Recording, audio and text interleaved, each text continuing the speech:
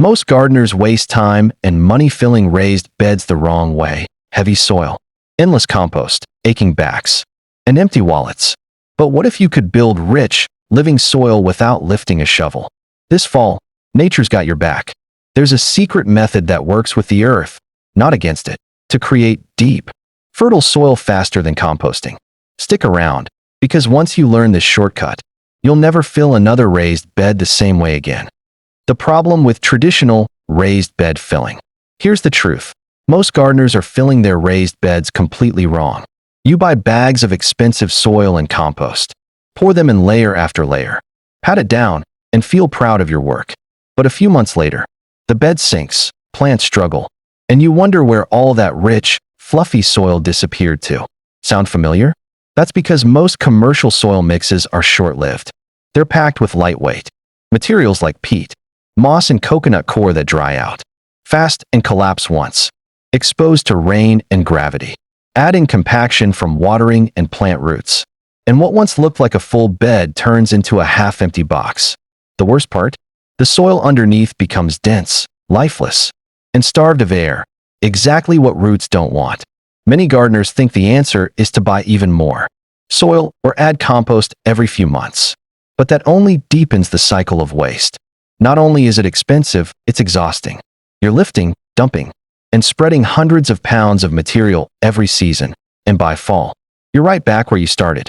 And let's not forget the hidden cost.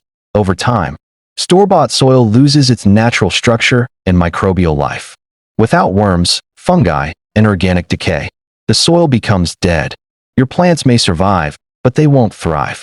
They'll show it through slow growth, yellow leaves, and low yields, leaving you wondering what went wrong despite your best efforts. The truth is, nature never fills her garden beds this way.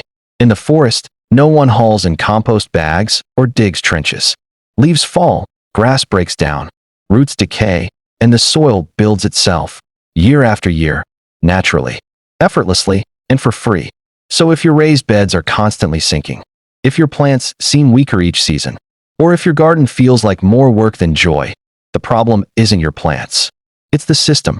The traditional way of filling raised beds fights against the natural rhythm of the soil instead of working with it. But here's the good news. There's a better way, one that's easier, cheaper, and actually improves your soil over time instead of wearing it out. It mimics how the forest floor builds rich, dark humus without turning a single shovel of compost. And once you switch to this method, your beds will stay full, fertile, and alive for years. No more endless refilling or backbreaking work. In the next chapter, we'll uncover that secret, a simple fall shortcut that transforms ordinary yard waste into living, breathing soil. You'll see how to build your raised bed from the bottom up using materials you already have lying around your garden. Because great soil isn't bought, it's grown. Introducing the fall layering method. This fall, it's time to stop fighting against nature and start teaming up with her. The secret? Something called the fall layering method, a simple, low-cost way to fill your raised beds that mimics how the forest floor naturally creates rich, living soil year after year. Think about it. No one in the forest hauls compost, digs trenches, or worries about soil structure. Yet, every autumn, the ground is blanketed with fallen leaves, broken twigs, dying roots, and decaying plants. Over the winter, worms, fungi, and microbes quietly go to work, breaking all that organic matter down into the most perfect soil on earth. Come spring, life bursts forth effortlessly. The fall layering method borrows directly from that system, using layers of natural materials you already have around your home or garden.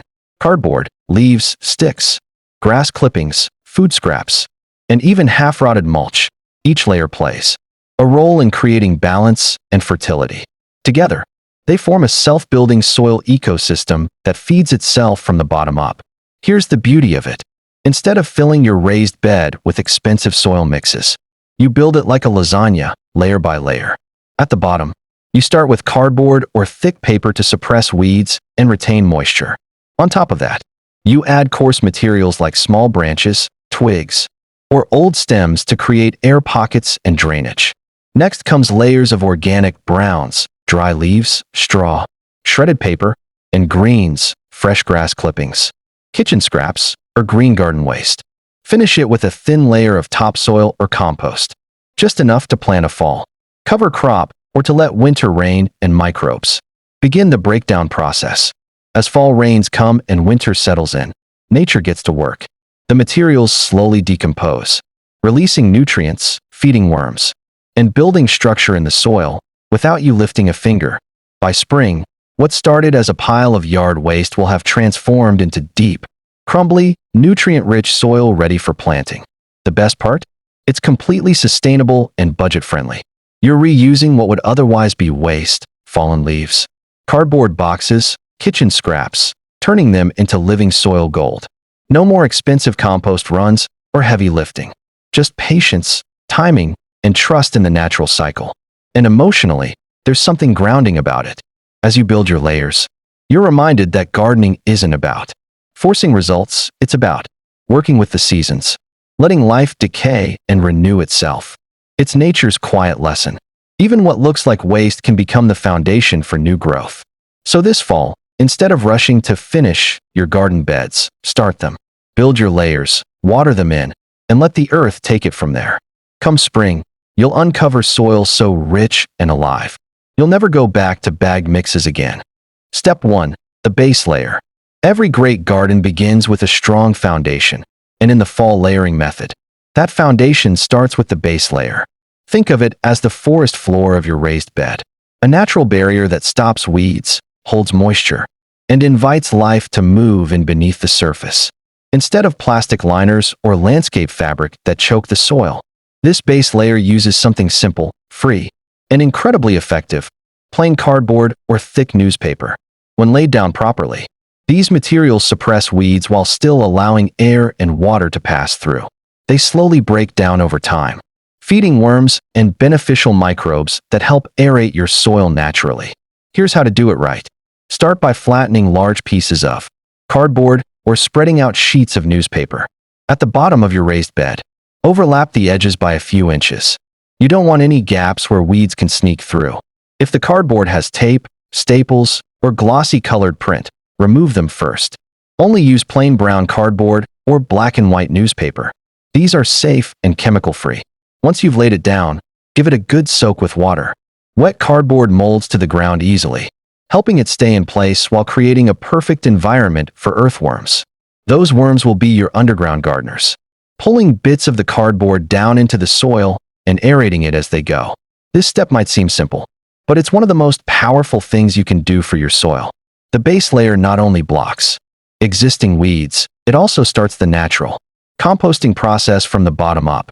Over the coming months, that cardboard will decompose, blending into the layers above it to form rich humus that your plants will love.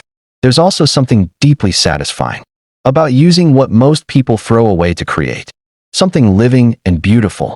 Every box you recycle this way becomes part of the life cycle, turning clutter into nourishment. It's gardening at its most mindful and sustainable. And here's a little pro tip. If you live in a dry climate, the cardboard will help lock in moisture during the early stages of soil building. If you're in a wetter area, poke a few holes in it with a garden fork to improve drainage. Either way, you're setting up a system that works with nature's rhythm instead of against it. When you finish, take a moment to step back and look at your work. Beneath that simple brown layer lies the beginning of something powerful. A bed that will soon come alive with earthworms, roots, and the quiet magic of decomposition. What do you use as a weed barrier? Cardboard, newspaper, or something else? Tell us in the comments. Your tip might help another gardener. Because sometimes, the smallest actions, like laying down a piece of cardboard, can make the biggest difference in your garden's health. The base layer is where the transformation begins, from waste to life, from effort to ease, from the ground up. Step 2. The organic fill. Now that your base layer is in place, it's time to bring your raised bed to life, literally. Step 2 is where the magic really begins, the organic fill. This is where your bed starts transforming from an empty box into a living, breathing ecosystem that feeds itself. In nature, the forest floor is never bare. It's covered in layers of fallen leaves, twigs, grasses, and decaying plants, all working together to trap moisture, protect the soil, and slowly break down into rich, fertile humus. The same principle applies here. Instead of filling your bed with expensive soil mixes, you'll be creating layers of organic material that naturally compost in place through the fall and winter. Here's what to use: dry leaves, grass clippings, straw, shredded branches, and old garden trimmings. You can even include kitchen scraps like vegetable peels, coffee grounds, or crushed eggshells. Each type of material brings something unique to the mix. The leaves add carbon and structure. The grass and greens add nitrogen and quick decomposition. And the straw locks in air and moisture. Together, they create the perfect environment for earthworms and microbes to thrive. Accuracy note: avoid adding diseased plants, seed heads, or any grass that's been treated with pesticides or herbicides. These can introduce harmful chemicals or pests into your new soil. Stick with clean, healthy organic materials whenever possible. To build your organic fill layer, start by adding your coarser materials first, things like twigs, dry stems, or wood chips. This creates air pockets and drainage. Then layer in your leaves, straw, and green materials like grass clippings or trimmings. Alternate between brown, dry, and green, fresh layers for balance. A good rule of thumb is roughly 3 parts brown to 1 part green. This helps the pile decompose evenly without smelling or compacting. Once your bed is about 2/3 full, give it a light watering. Moisture helps activate the decomposition process, inviting worms and fungi to start their quiet work. Over the next few months, these layers will begin to shrink and darken as they break down, turning what looks like garden waste into nutrient-dense, living soil. And here's the best part: you don't have to lift a shovel or spend a dime. Everything you need is likely already in your yard. Every fallen leaf, every handful of grass clippings, every old tomato stem that's past its prime, it all becomes part of the cycle. Nature doesn't waste a thing, and neither should we. Emotionally, this step is where many gardeners feel that spark of connection again. You're not just dumping debris. You're building life from leftovers. It's a reminder that nothing in nature truly goes to waste. Everything feeds something else. Step 3. The top layer. You've built your foundation with the cardboard base and filled it with nature's leftovers. Now it's time for the finishing touch, the top layer. This step might seem simple, but it's the moment your raised bed truly comes together. The final piece that seals in all the goodness below and prepares it for the miracle of transformation over winter.